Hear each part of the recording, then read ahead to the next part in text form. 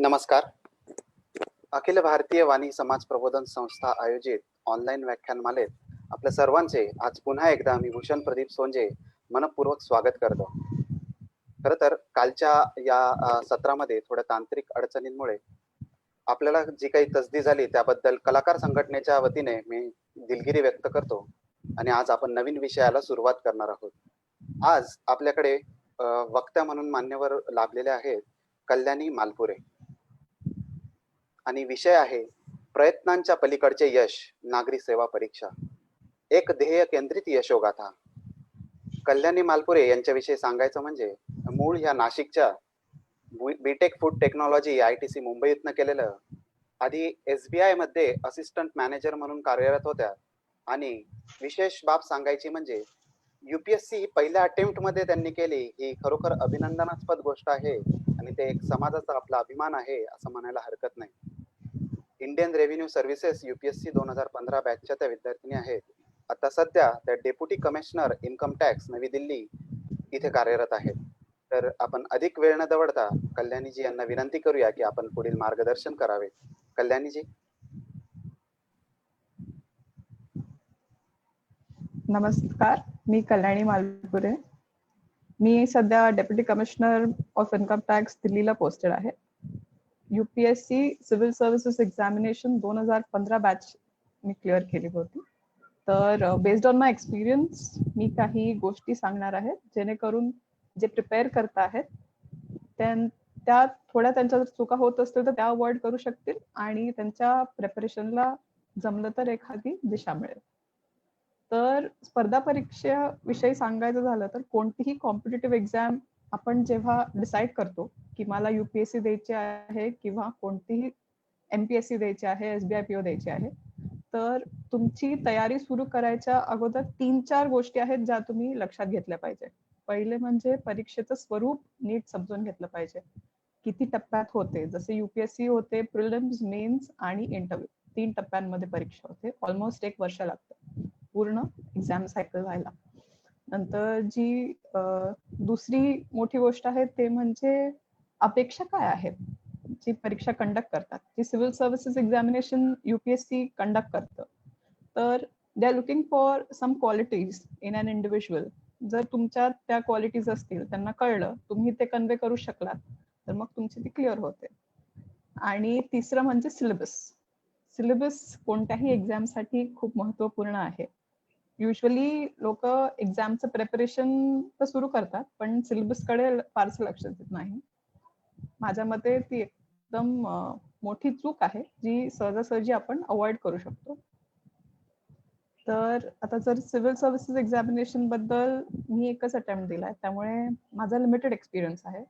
तर माझ्या एक्सपिरियन्स वरती ज्या काही गोष्टी मी शिकली त्या मी तुम्हाला सांगणार आहे. पहिले तर UPSC ची सिव्हिल सर्व्हिसेस एक्झामिनेशन जी 3 टप्प्यात होते, प्रत्येक टप्प्याला ते वेगळे वेगळे गुण तपासतात तुमच्या व्यक्तिमत्वातले. जसं प्रिलिम्स आहे तर त्याच्यात ते तुमचं जनरल अवेअरनेस बघतात पेपर 1 मध्ये, आणि पेपर 2 CSAT मध्ये तुमचं ऍप्टिट्यूड बघतात, लॉजिकल थिंकिंग बघतात, तुमची डिसिजन मेकिंग अबिलिटी बघतात. नंतर सेकंड, जर तुम्ही ह्या फर्स्ट प्रिलिम्स जर क्लिअर केले तर तुम्ही जातात मेन्स एक्झाम द्यायला. मेन्स एक्झाम मध्ये ते तुमचं 4 पेपर असतात. एक असतो त्यापैकी GS चे 4 पेपर असतात, ऑप्शनल सब्जेक्ट असतो, SS चा असतो. तर जो essay चा पेपर असतो त्यात तुम्हाला एकाच विषयावर 125 मार्कांचा essay वगैरे लिहायचा असतो. तर त्यात तुम्ही किती सखोल आणि किती वेगळ्या वेगळ्या बाबी लिहू शकतात एका विषयावर ते तपासलं जातं. नंतर GS पेपर 4 असतो एथिक्सचा, त्यात तुमचं मॉरल कंपास ते बघतात की तुमची मोरॅलिटी कशी आहे वगैरे ते सगळं बघतात. आणि GS चे जे पेपर्स असतात, आय थिंक त्याच्याबद्दल सगळ्यांना थोडीफार माहिती तर असेल, हिस्ट्री, जिओग्राफी, इकॉनॉमिक्स वगैरे सगळे असतात ते. आणि ऑप्शनल सब्जेक्ट असतो तो माझा पॉलिटिकल सायन्स होता. हालाकी माझं बॅकग्राऊंड बीटेकचं आहे. तर असं होतं. तर त्याच्यात सांगायचं झालं म्हणजे जो ऑप्शनल सब्जेक्ट असतो त्यात तुम्हाला एकाच विषयाचा किती खोलवर अभ्यास आहे ते तुमच्या पेपरमधून ते तपासतात. आणि जे GS असतं, जनरल स्टडीज ज्याला म्हणतो, तर त्याच्यात it's a race against time. तुम्हाला 250 मार्कांचा एक पेपर असतो, सगळेच पेपर, आणि त्याच्यात तुम्हाला साधारण 25 प्रश्न वगैरे असतात. तर त्याच्यात तुम्ही प्रत्येक प्रश्नाला सारखा न्याय जर तुम्हाला देता आला तर मग तुम्ही मेन्स अतिशय चांगल्या गुणांनी उत्तीर्ण होऊ शकतात. आणि जो तिसरा टप्पा असतो ते असतं पर्सनॅलिटी टेस्ट. तर त्या पर्सनॅलिटी टेस्ट मध्ये ते बघतात की तुम्ही प्रेशर कसं हँडल करू शकता. ते तुम्हाला वेगळे वेगळे प्रश्न विचारतील, मधूनच काहीतरी उटपटांग प्रश्न पण विचारतील. नंतर तुम्ही डिसिजन मेकिंग कसं आहे तुमचं. तर हे आहे परीक्षेचं स्वरूप. आता परीक्षेच्या अपेक्षा काय आहेत ते जसं तुम्ही स्टार्ट करता प्रिपरेशनला तसंच तुम्ही पाहायला पाहिजे की what is expected out of me. काय बघतं युपीएससी. जर तुम्हाला ते कळलं म्हणजे तुमची आरती परीक्षा तर क्लिअर झाली. बिकॉज मग तुम्ही तुमचा अभ्यास या दिशेने फोकस करू शकतात. आणि जे तिसरं आहे सिलेबस. तर सिलेबस असं म्हणतात की युपीएससीला म्हणजे काही पण विचारू शकतात ते, anything under the sun can be asked. पण तसं मोस्टली तसं काही नाही होत. तुम्हाला फक्त हे कळलं पाहिजे की तुमचा सगळा अभ्यास तुम्ही सिलेबसच्या चाळणीतून टाकायचा. म्हणजे तुम्ही अभ्यास करताना पाहायचं की हा जो विषय मी अभ्यास करतो आहे, is it related to my syllabus. जर सिलेबस मध्ये रिलेटेड असेल तर मग तुम्ही त्याचा एकदम व्यवस्थित अभ्यास करायचा. पण जर तो तुमच्या सिलेबसशी निगडीत नसेल तर I don't think so there is any point in wasting time in doing that. नंतर आता जर आपण प्रिपरेशनच्या बाबतीत बोलायला लागलो तर साधारण मी 1 वर्ष पूर्णपणे अभ्यास केला होता याच्यासाठी आणि मग अटेम्प्ट केला होता. तर पहिली गोष्ट तर प्रत्येकाचं प्रिपरेशन करण्याची पद्धत वेगळी असते, स्ट्रॅटेजी वेगळी वेगळी असते. आता जसं मला नोट्स लिहायची सवय होती, so by the end of my preparation माझ्याकडे असा एक बंच होता. मी फक्त तेवढं वाचलं की माझं सगळं रिव्हिजन होऊन जायचं. नंतर हो, आणि प्रिपरेशन युपीएससीचं तर हे सांगायलाच पुन्हा मी स्ट्रेस करेन की सिलेबस बघत चला. सिलेबसकडे नेग्लेक्ट करू नका. सिलेबसचाच तुम्ही अभ्यास करायचा पहिले तर, आणि तुमचा सगळा अभ्यास you should see whether syllabus मध्ये हा टॉपिक येतो का. नंतर second most important thing is की तुम्ही लास्ट 10 इयर्सचे क्वेश्चन पेपर्स जर पाहिले तर तुम्हाला साधारणतः अशी आयडिया येईल की कोणत्या विषयाला किती वेटेज असतं. म्हणजे हिस्ट्रीचे परीक्षेत साधारण किती प्रश्न विचारतात, किती मार्कांसाठी विचारतात, जॉग्रफीचं किती असतं, इकॉनॉमिक्सचं किती असतं, ऑप्शनल सब्जेक्टचं तर 500 मार्कांचा असतो. सो आणि हे सगळं you should do before you start your preparation. एकदा तुमच्याकडे हे बॅकग्राऊंड वर्क केलेलं असेल तर मग तुम्ही फोकस करू शकता. जर मला ऑप्शनल सब्जेक्ट 500 मार्कांचा आहे तर मी त्याच्यावरती जास्त फोकस करेन. नंतर हिस्ट्री जर 100च मार्कांचा आहे तर त्याच्यासाठी तेवढा वेळ द्यायचा. नंतर there are some topics like art and culture, जे मागच्या म्हणजे आमच्या वेळेस, आय एम टॉकिंग स्ट्रिक्टली 2015च्या माझ्या एक्झामच्या एक्सपिरियन्सवर, तेव्हा त्याचं फारसं काही नव्हतं. So I didn't spend much time on that. त्याच्या बदल्यात आय सेव्ह दॅट टाइम. आणि पॉलिटी, सपोज मी पॉलिटीचा अभ्यास जास्त केला तर तुम्हाला तुमच्या प्रिपरेशन मध्ये स्ट्रॅटेजिक व्हावं लागेल. उठसूट सगळंच नाही वाचत सुटायचं. You have to be very clear, very focused. नंतर असं म्हणतात की न्यूजपेपर पण एंड टू एंड वाचतात लोक. Newspaper is very important. पण तुम्ही जर तो पहिलं पान ते लास्ट पान वाचत गेला तर तुमचा पहिली गोष्ट तर वेळ खूप जाईल, जो वेळ खूप कमी असतो प्रिपरेशनसाठी. तर you have to see, newspaper मध्ये पण 2च पानं असतात जी इम्पॉर्टंट असतात. त्याच्यात सुद्धा यू शुड सी की जे आलेत articles, is it related to my preparation. सगळं वाचत नाही सुटायचं. राजकारण वगैरे कोण काय बोललं, कोणी काय सांगितलं, हे सगळं प्रश्न विचारत नाही एक्झामला. तर तुम्ही ते टोटली काढू शकता. नंतर सेम मेन्ससाठी, मेन्सचा सिलेबस खूप वास्ट आहे. तर तुम्हाला खूप रेफरन्सेस मिळतील, हे स्टडी मटेरियल, ही बुक, ती बुक. पण आता आमच्या वेळेस असं होतं की इंडिया सिन्स इंडिपेंडन्स एक बुक आहे बिपिन चंद्राची, त्याचं फार क्रेज होतं. तर 800,000 पेजेसची बुक आहे. तर लोकांनी सगळी वाचली, पण ती सगळी नव्हती वाचायची. त्यातले फक्त 5-6 चॅप्टर्स होते जे सिलेबस मध्ये होते, जे इम्पॉर्टंट होते, फक्त तेवढेच वाचायचे होते. तर त्या 800 पेजेस मधून हार्डली 100-1 पेजेस जर तुम्ही वाचले तरी तुमचा अभ्यास झाला होता तो. तर माझा पॉइंट आहे की इन्स्टेड ऑफ रिडिंग क्वांटिटी, तुम्ही जे महत्वाचं आहे आणि जे सिलेबस मध्ये आहे तेवढाच अभ्यास करायचा. तोच अभ्यास जर नीट केला तर तुम्हाला सक्सेस होण्याचे चान्सेस जास्त आहेत. नंतर अजून एक गोष्ट म्हणजे प्रॅक्टिस करायची. आता युपीएससी एक्झाम, युपीएससीची जी सिव्हिल सर्व्हिस एक्झाम आहे ती you can clear when you are able to convert your knowledge on paper. Examiner तुम्हाला बघत नाही, तुम्ही जे पेपरावरती लिहिलं आहे तोच तेच चेक करणार. तर जर तुम्ही तुमचे व्ह्यूज नीट प्रकारे मांडू शकले तर मग तुम्हाला चांगले मार्क मिळतील. आणि it does not come overnight, ते एका रात्रीत येत नाही. त्याला सतत प्रॅक्टिसची गरज असते, सरावाची गरज असते. तर आम्ही काय करायचो की एक्झामच्या 1 महिना आधीपासून प्रॅक्टिस करायचो. सपोज प्रिलिम्स 10 ते 1 आणि 2 ते 5 किंवा असं काहीतरी टायमिंग असेल तर 1 मंथ बिफोर 10 ते 1 आणि 2 ते 5 एकदम शांतपणे एकाच जागेवर बसून आयदर मॉक टेस्ट सोडवा किंवा अभ्यास करा, जेणेकरून तुमची बॉडी आणि माइंडला सवय होऊन जाईल की 10 ते 1 आणि 2 ते 5 मध्ये आम्ही एकदम म्हणजे mind has to be very active and very alert. त्यावेळेस तुम्हाला जाणार नाही की दुपारची वेळ आहे आणि मला झोप येते, मग it will spoil your entire career. So you have to do that over a period of time. आणि त्यासाठी तुम्हाला हॅबिट बनवायला प्रॅक्टिसच लागणार आहे. Same goes with mains. मेन्सला 250 मार्कांचा पेपर असतो, 25 प्रश्न असतात आणि त्याचं पण टायमिंग असंच असतं 10 ते 1 आणि आय थिंक 2 ते 5 असंच होतं. तर त्यासाठी सुद्धा you have to do beforehand. आधीपासून तुम्हाला सराव करायचा असतो त्यासाठी, सो दॅट तुमच्या एक्झामच्या दिवशी प्रेशर सुद्धा कमी होतं. बिकॉज तुमच्यासाठी it will be just another day. तुमचं एक्झामचं प्रेशर बरंच कमी होऊन जाईल त्याच्याने. नंतर रोज अभ्यास करावा लागतो. There is no cheat day, there is no Saturday, there is no Sunday. तुम्हाला जर वाटलंच कधी कमी करा, कधी जास्त करा, but try and not break your study. एक्झामच्या दिवशी तुमचं शांत डोकं असणं खूप महत्वाचं आहे. प्रेशर खूप जास्त घ्यायचं नाही. नर्वस होतो माणूस आपोआप, पण तरी प्रेशर तुमचं फक्त परफॉर्मन्स एनहान्स केला पाहिजे प्रेशरने. It should not decrease your performance. So त्यासाठी and that will come only with confidence. तर इफ यू आर कॉन्फिडंट की नाही माझी तयारी बऱ्यापैकी झाली आहे, तर मग तुमचं प्रेशर आपोआप कमी होईल. So for that you have to be confident of your preparation.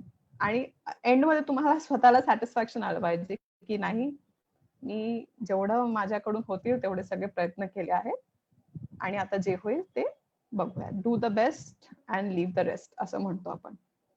तर ते करायचं आहे. आणि शेवटच्या क्षणी काहीही क्रायसिस सिच्युएशन येऊ शकते. जसं आमच्या वेळेस काय होतं की आम्ही राजेंद्र नगरला राहायचो आणि माझं सेंटर होतं पश्चिम विहारला. That's around 40 minutes by metro.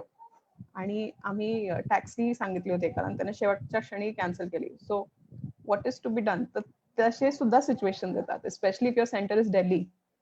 तर for that you have to keep your emotional quotient very high. आणि ऑनेस्ट एफर्ट्स जर केले आपण राईट डिरेक्शन मध्ये. असे खूप मुलं आहेत जे वर्षानुवर्षे प्रिपरेशन करतात, पण त्यांच्या प्रिपरेशनला योग्य गायडन्स नसतो किंवा डिरेक्शन नसतं. तुम्ही जर राईट साइड, जर UPSC is looking for right side आणि तुम्ही जर लेफ्ट हँड साइडला मेहनत करत राहिले तर मग तुम्हाला यश कसं मिळेल. सो त्यासाठी प्रिपरेशन सुरू करायच्या अगोदरच यू शुड थोडासा अभ्यास करायचा. अभ्यास कसा करायचा हे तुम्ही आधी डिसाईड करून घ्या. कोणता सब्जेक्ट घ्यायचा, काय घ्यायचा, सिलेबस काय आहे, नंतर तुम्ही दिल्लीला करणार आहात का पुण्याला करणार आहात, काय करणार आहात, तुमची पर्सनॅलिटी कशी, तुम्ही एक्झामच्या नुसारच मोल्ड होत जाते प्रिपरेशनच्या वेळेस. सो ते सगळं तुम्ही आधीच अभ्यास केला तर तुम्हाला प्रिपरेशन खूप इझी जाईल. आणि also one thing, build a good support system तुमच्या आजूबाजूला. म्हणजे की suppose for me my family was my support system. असे लागतील तुम्हाला ड्युरिंग अ प्रिपरेशन फेज. खूप प्रेशर असतं, खूप नर्वसनेस असतं, होईल का नाही होईल सगळ्यांना वाटत असतं. तर त्याच्यासाठी तुम्हाला पॉझिटिव्हिटी पाहिजे असते, कंटिन्युअस मोटिवेशन पाहिजे असतं. So for that you need a good support system. ते सुद्धा तुमचे फ्रेंड्स असू शकतात, फॅमिली असू शकतात, ते असू द्या. म्हणजे you should have someone to talk to. नंतर अजून इंटरव्ह्यू बद्दल बोलायचं झालं तर इट्स अ पर्सनॅलिटी टेस्ट. ते तुम्हाला तुमच्या पर्सनॅलिटीचे सगळेच फॅसेट्स बघतील की प्रेशर मध्ये तुम्ही चुकीचे डिसिजन्स घेतात का. They will try to corner you. मुद्दामून काही पण प्रश्न विचारतात. तर त्यावेळेस जर तुम्ही शांत डोक्याने नीट उत्तरं दिली, they are not going to test your knowledge. त्यांना ते मेन्स मध्ये, प्रिलिम्स मध्ये सगळं कळलेलं आहे. सो जर तुम्ही पर्सनॅलिटी टेस्ट मध्ये जर चांगले मार्क मिळवले तर तुमचा रँक शूटअप होईल, वरती जाईल रँक. सो आय थिंक आता अजून कोणाला काही पण डाऊट्स वाटले कधीही, मी दिल्लीला असते, प्रिपरेशन रिगार्डिंग काहीही लागलं तर मला कधीही कोणी कॉन्टॅक्ट मध्ये येऊ शकतात. भूषणजींनी सांगितलं होतं ते मेंटॉर मेंटीचा प्रोग्राम चाललाय. सो आय वुड रिक्वेस्ट की सगळ्यांनी ती इन्फॉर्मेशन फिल करावी, जेणेकरून पुढे कोणाला पण म्हणजे ज्याला गरज लागेल त्याला आम्ही गाईड करू शकतो. आणि भूषणजी, ओव्हर टू यू.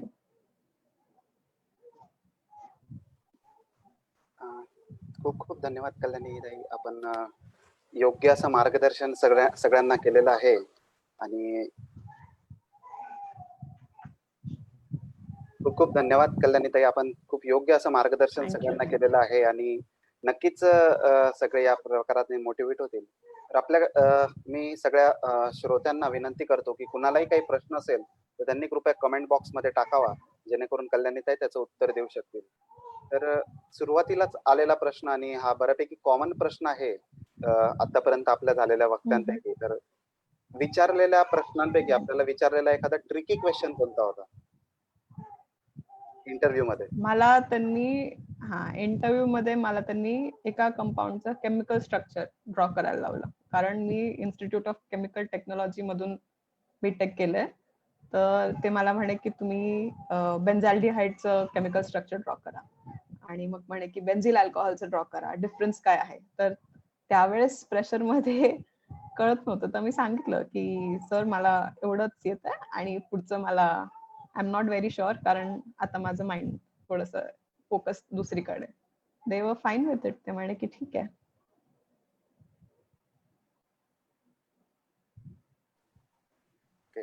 अजून एक प्रश्न असा आहे की मल्टिपल अटेम्प्ट दिल्यानंतर थोडं फ्रस्ट्रेशन येतं, तर त्यावर कशी मात करावी? तर मला तर हेच वाटेल की तुम्ही अनालाइज करायला पाहिजे की मागच्या अटेम्प्ट्स मध्ये तुमचं काय चुकत होतं किंवा तुम्ही काय सुधारणा करू शकता. तुम्हीच स्वतःचं अनालिसिस करू शकता. ही एक्झाम पूर्णपणे सेल्फ स्टडी बेस्डच आहे. जे माझ्यासाठी what work for me may not work for you. तर तुम्हीच मल्टिपल अटेम्प्ट्स मध्ये काय तुम्ही दर अटेम्प्टला काय वेगळं केलं, आणि जे वेगळं केलं ते जर तुम्ही सक्सेसफुल नाही झालात, म्हणजे जे वेगळं केलं ते पण बरोबर may be it didn't work out, तर मग अजून काय आपण बदल करू शकतो किंवा स्वतःच्या प्रिपरेशन मध्ये काय सुधारणा करू शकतो, याच्यात वेळ घालवायची गरज आहे. म्हणजे मग आपोआप तुम्हाला फ्रस्ट्रेशन आपोआप कमी होऊन जाईल, बिकॉज यू रिअलाइज की आपल्या चुका कुठे होत आहेत. अतिशय बेसिक असा क्वेश्चन आहे हा, की जो की बऱ्यापैकी अवेलेबल आहे मार्केटमध्ये. युपीएससी साठी एलिजिबिलिटी काय, हा प्रश्न आहे. तर मी पुढील प्रश्न घेतो, तोवर आपण यावर उत्तर द्यावं.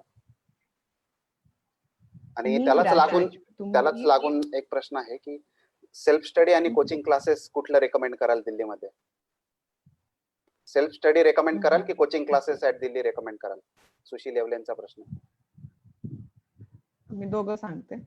पहिले तर युपीएससी ची एलिजिबिलिटी आहे एनी ग्रॅज्युएट. तुम्ही BA, BSc, BCom, BTech, MBBS काहीही राहू द्या, मिनिमम एलिजिबिलिटी इज ग्रॅज्युएशन.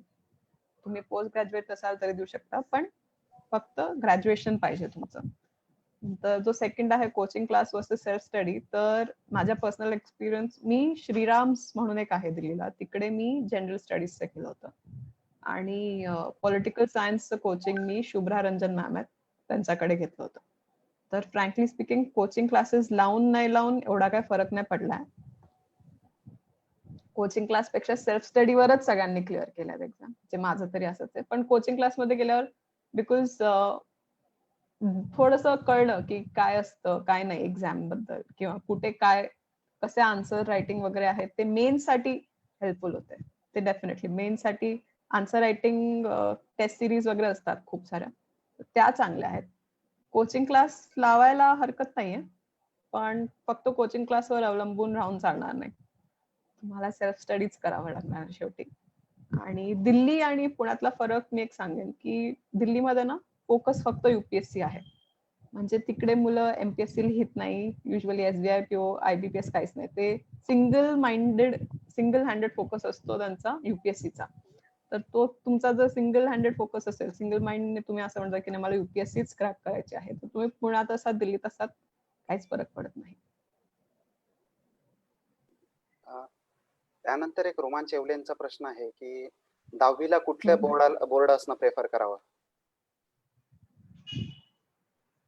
10वी 12वी ग्रॅज्युएशन तुम्ही कशातही असाल तरी युपीएससी परीक्षेत त्याचा फारसा फायदा म्हणण्यापेक्षा काही फरक पडत नाही. तर तुम्ही आता 10वीत असाल तर तुम्ही बघा तुमचा इंटरेस्ट कुठे आहे, because to be very frank सगळ्यांचंच युपीएससी क्रॅक होत नाही. तर तुम्ही अगदीच याच एक्झामच्या दृष्टीने स्वतःचं करिअर बिल्ड करणार असाल तर म्हणजे एज्युकेशनल चॉईसेस तरी नका करू.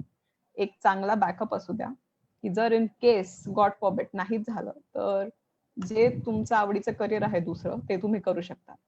तर रोमांचला हेच सांगेन की तुला ज्याच्यात इंटरेस्ट असेल, आर्ट्स कॉमर्स सायन्स, ते कर, चांगलं ग्रॅज्युएशन कर अँड आफ्टर दॅट मग तुम्ही युपीएससी करा. काय होईल त्याच्याने तुमची पर्सनॅलिटी पण आपोआप डेव्हलप होऊन जाते. तुम्ही जर एकाच याच्याने करत राहिले तर मग थोडंसं मला वाटतं पर्सनॅलिटीवर फरक पडतो. यानंतर एक प्रश्न आहे की म्हणजे जास्तीत जास्त संख्येने आपल्या समाजातील बांधवांनी या क्षेत्राकडे वळावं यासाठी पालकांना आणि विद्यार्थ्यांना एकत्रित असं तुम्ही काय संदेश देऊ इच्छितात? किंवा कुठली अशी गोष्ट आहे की ज्यामुळे जास्तीत जास्त लोकांनी इकडे आलं पाहिजे?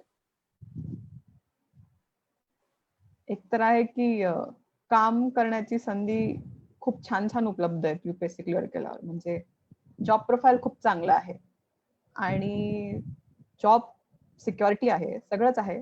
तर मला वाटतं की आणि आपल्या समाजातले मुलं खूप टॅलेंटेड पण आहेत.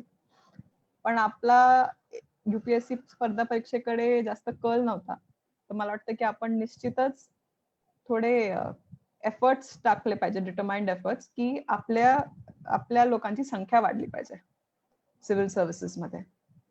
आणि त्याला करण्याचं म्हणजे आपल्यालाच त्याच्यावर थोडी पावलं उचलावी लागणार आहेत की we only have to decide की नाही मला क्रॅक करायचं आहे. मुलांनाच ठरवावं लागणार आहे आणि एफर्ट्स पण टाकावे लागणार. पालकांनी त्यांना ऑफकोर्स सपोर्ट केलं पाहिजे, त्यांना जे लागणार आहे ते दिलं पाहिजे आणि त्यांना थोडं आय थिंक मोटिवेट केलं पाहिजे.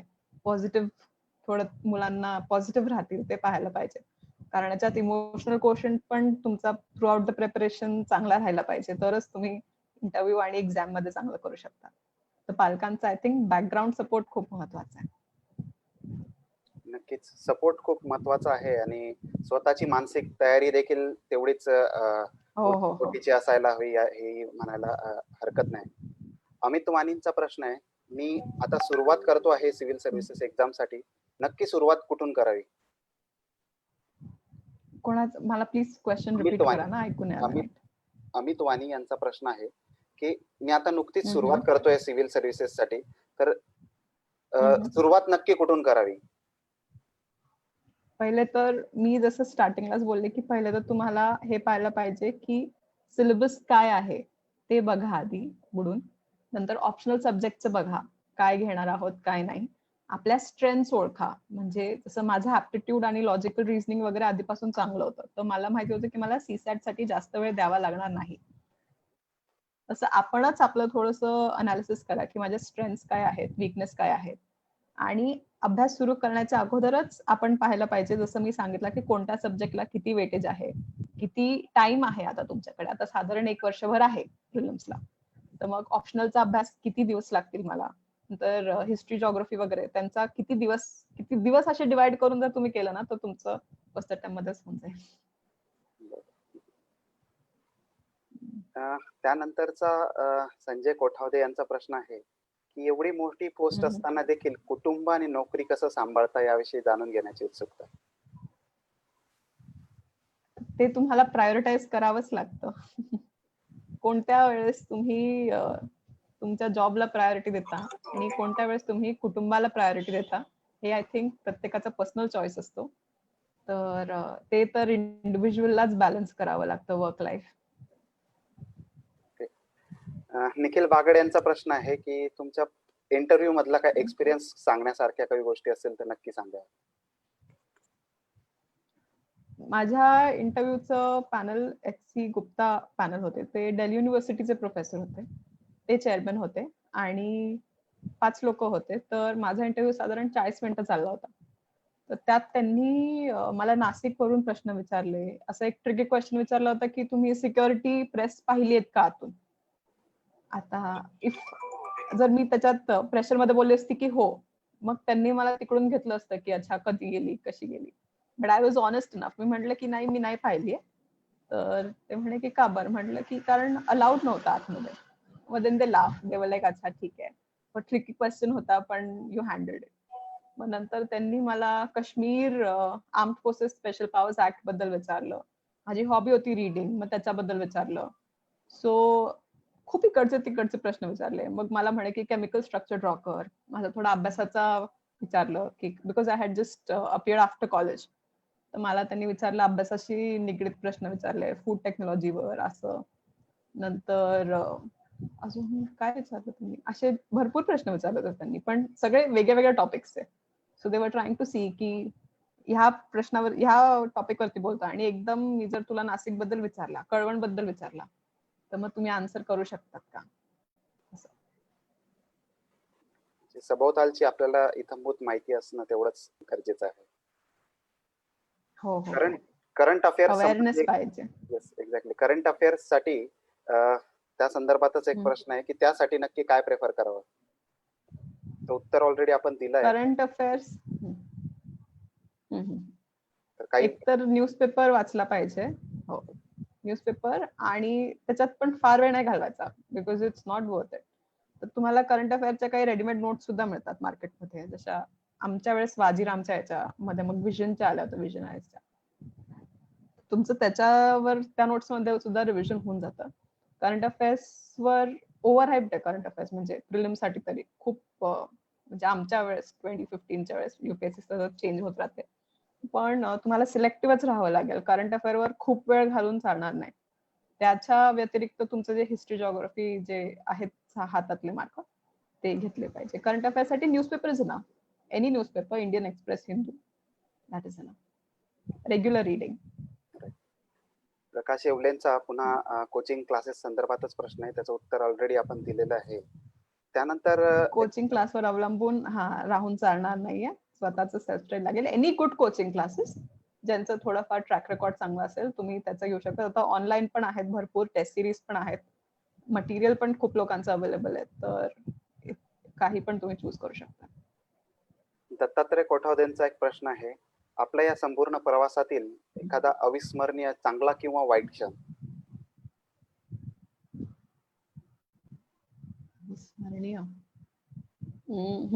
मेन्सच्या फर्स्ट जो आहे, फर्स्ट पेपर जेव्हा होता तेव्हा मी ते सांगितलं, आमची गडबड होऊन गेली होती पूर्णपणे. की आम्ही जी गाडी आम्हाला सेंटरमध्ये नेणार, सकाळी 7:30 वाजता फोन करून सांगितलं की आम्ही येऊ शकत नाही. असं दिल्लीत खूप होतं. तर मग तेव्हा ऑलमोस्ट माझा पेपरच मिस झाला असता. पण माझे बाबा होते माझ्यासोबत. सो ही टुक मी. मेट्रोमध्ये आम्ही गेलो, एकदम धावत पळतच गेलो. कसा बसा पेपर सुरू व्हायच्या 5 मिनिट आधी मी सेंटरमध्ये गेली. तर 5 मिनिटं पण उशीर झाला असता तर मला, आय डोंट थिंक सो, मला मेन्सचा फर्स्ट पेपरच देता आला असता. सो तो एक खूपच रोमांचकारी हे होता अनुभव. बरोबर. तुमच्या आत्ताच्या सध्याच्या पोस्ट विषयी थोडं डिटेलमध्ये सांगावं की एक्झॅक्ट तुमचं काय काम असतं. तर त्या संदर्भात तो प्रश्न आहे की आपल्या पोस्ट विषयी डिटेल माहिती द्यावी. मी deputy commissioner of income tax आहे. मी सेंट्रल चार्ज मध्ये होती आधी. असेसमेंट करतो आम्ही. असेसमेंट म्हणजे जे रिटर्न ऑफ इन्कम भरतो आपण सगळे ITR, ते काही पॅरामीटर्स टाकतात गव्हर्नमेंट, त्याच्यावरती सिलेक्ट होतात केसेस.